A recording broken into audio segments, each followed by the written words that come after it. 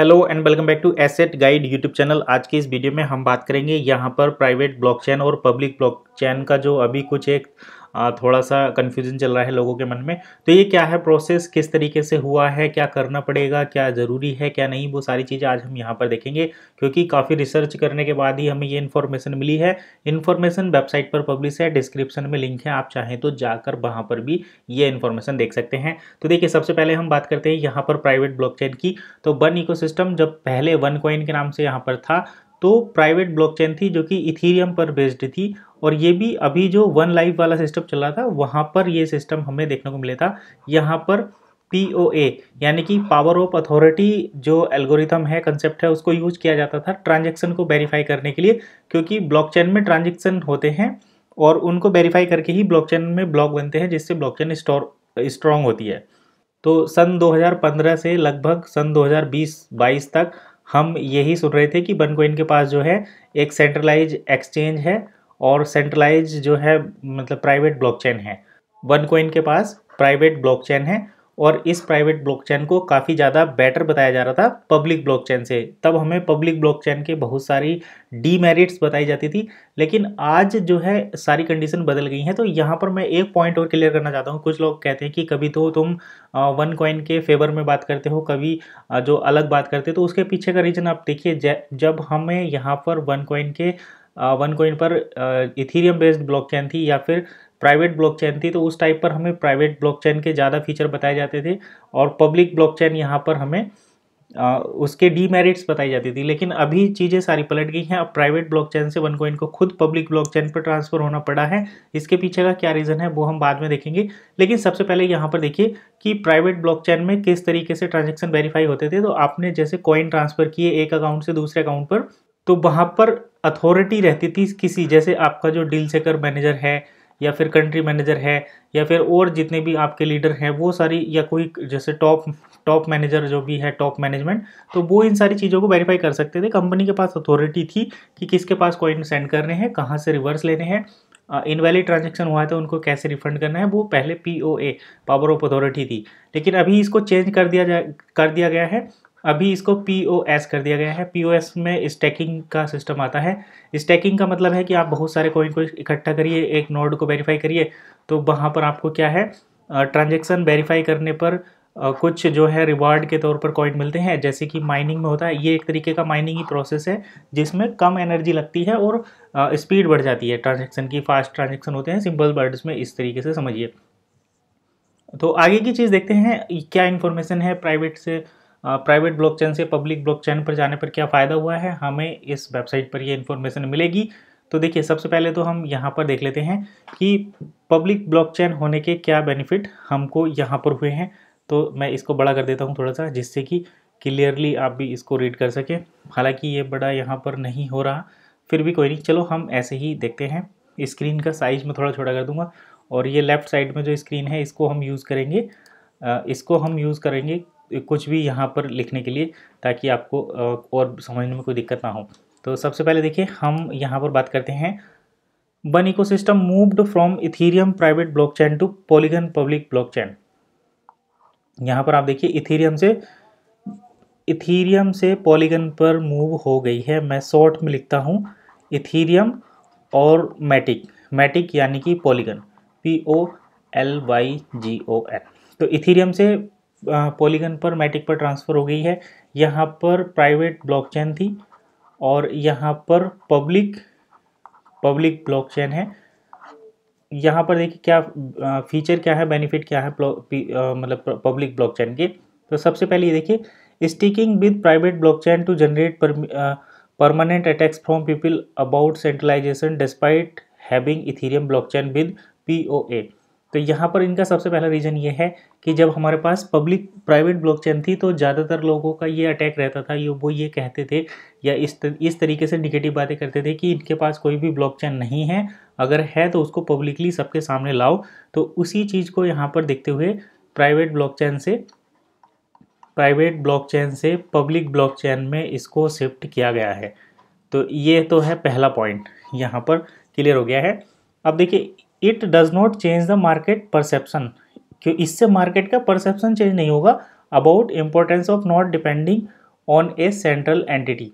तो ये भी आपको यहाँ पर समझना है कि इससे जो है जो मार्केट का परसेप्शन है वो चेंज नहीं होगा, ये कि एक सेंट्रल एंटिटी पर डिपेंड कर रहे हैं या फिर दूसरी पर। आपको ये चीज़ें और भी समझ में आ जाएंगी। अभी नेक्स्ट पॉइंट देखिए, moving Ethereum private blockchain to public blockchain is a big step. तो बिग स्टेप है, इससे क्या होगा वो भी देखते हैं कि बड़ा स्टेप तो ले लिया, लेकिन इससे होने क्या वाला है, मतलब आम लोगों का क्या बेनिफिट होगा वो भी हम देखते हैं। तो चलिए मैं आपको दिखा देता हूँ। सबसे पहले तो यहाँ पर आपको मिलेगा टोटल डिसेंट्रलाइजेशन। ये देखिए टोटल डिसेंट्रलाइजेशन, यानी कि जिस तरीके से आप इथेरियम या फिर बिटकॉइन की BTC की जो ब्लॉकचेन है उसको यूज़ करते थे, ठीक वैसे ही आप यहाँ पर इसको रीड राइट एंड ऑडिट कर सकते हैं।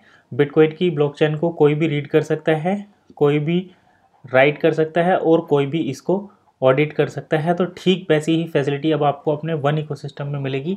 आपकी इस ब्लॉकचेन को कोई भी रीड राइट एंड ऑडिट कर सकता है। इससे क्या होगा, एक तो ट्रांसपेरेंसी बढ़ेगी, दूसरा डाटा प्राइवेसी बढ़ेगी।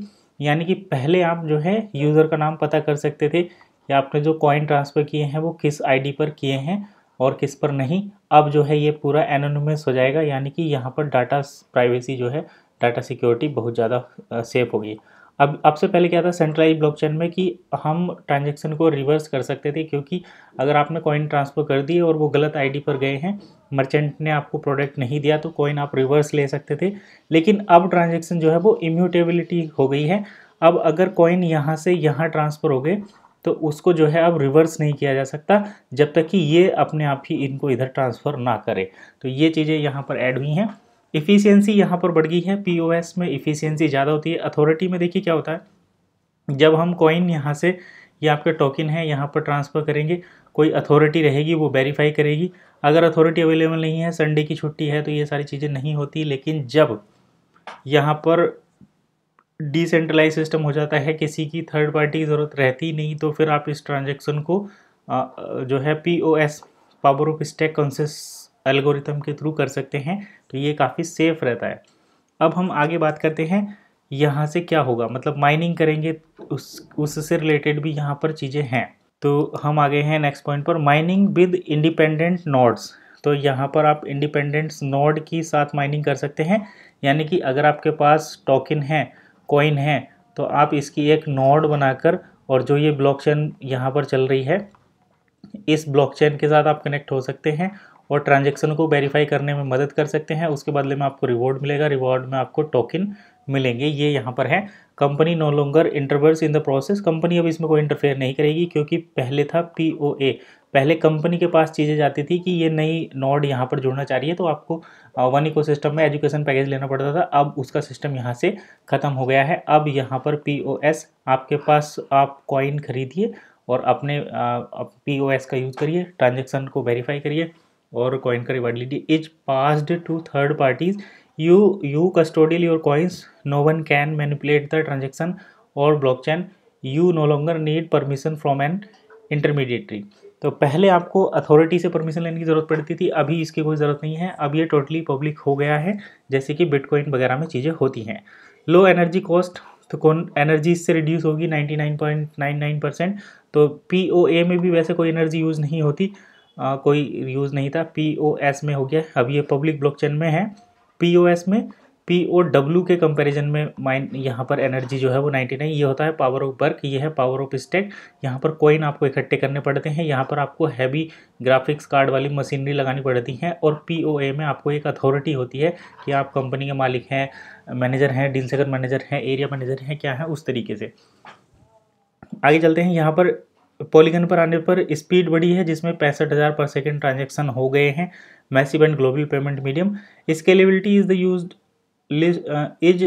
Scalability, this is of utmost important that increase users and transaction does not affect the operation of business। तो स्केलेबिलिटी होगी, इससे जो है ट्रांजेक्शन का अफेक्ट नहीं होंगे, क्योंकि जैसे हम किसी भी शॉपिंग कर मतलब ऑनलाइन साइट पर शॉपिंग करते हैं और वहाँ पर अगर ट्रांजैक्शन में कोई एरर आता है, जैसे कि हमने बिटकॉइन सेंड कर दिए और बिटकॉइन 1 घंटे के बाद जा रहे हैं, या फिर बिटकॉइन ट्रांसफर कर, बिटकॉइन तो हालांकि हैंड टू हैंड चले जाते हैं, लेकिन बिटकॉइन इथेरियम के केस में ऐसा होता है कि आप जब ट्रांजैक्शन करते हैं तो उसमें टाइम लगता है, 1 मिनट 2 मिनट 1 घंटा 24 घंटे तक लग जाते हैं। तो पॉलीगन पर बेस्ड होने की वजह से, क्योंकि ई कॉमर्स प्लेटफॉर्म है, डील चेकर पर सारी प्रोडक्ट की बाइंग सेलिंग होगी, तो यहाँ पर ये सिस्टम है कि अब आप 1 सेकंड में जो यहाँ पर 60,000 ट्रांजैक्शन है वो हैं, तो आप इंस्टेंट पेमेंट कर सकते हैं, यानी कि आपने मर्चेंट को पेमेंट दिया और उसके वैलेट में ट्रांसफ़र हो गया। अब देखिए यहाँ पर चीपर ट्रांजैक्शन भी है, ट्रांजैक्शन की कॉस्ट भी सस्ती हुई है। पहले आपको कॉइन ट्रांसफ़र करने के लिए गैस की ज़रूरत पड़ती थी, अभी यहाँ पर ट्रांजैक्शन चीपर हुए हैं। देखिए क्या करते हैं इसमें भी। तो all these benefits are incredible to bring security, reliability, usability of one. So what should we do? Working very hard to empower deal checker in every country, region, city is urgent. तो यहाँ पर आगे इन्होंने किया है, ये basically इन्होंने cheaper transaction की बात कर दी है। ट्रांजैक्शन करने के लिए अब आपको ज़्यादा कॉस्ट नहीं लगेगी। और दूसरा ये कि अब आपको यहाँ पर ये प्रमोशन वाली बात हुई है, increase the use of one as a means of payment, it must circulate the economy from a family to a business and vice versa, we have everything to grow, hardest we overcome today, we have the advance very well with the project is when we must try harder, always maintain positivity, focus, change quality of life style, achieve। तो यही सारी चीज़ें यहाँ पर हैं। ये थे benefit private blockchain के एवज में पब्लिक ब्लॉकचेन के। आज की इस वीडियो को मैं यहीं पर बाइंड अप करता हूँ। नेक्स्ट वीडियो में मिलेंगे नई इन्फॉर्मेशन के साथ। एक और वीडियो भी आने वाली है जिसमें हम बताएंगे कि किस तरीके से आप जो हैं कॉइन को परचेज कर सकते हैं, वो कॉइन को नहीं, आप यूरो को परचेज कर सकते हैं। अभी आपका प्रोफाइल वाला जो मैटर है उससे रिलेटेड मैं कुछ और अपडेट भी दूंगा।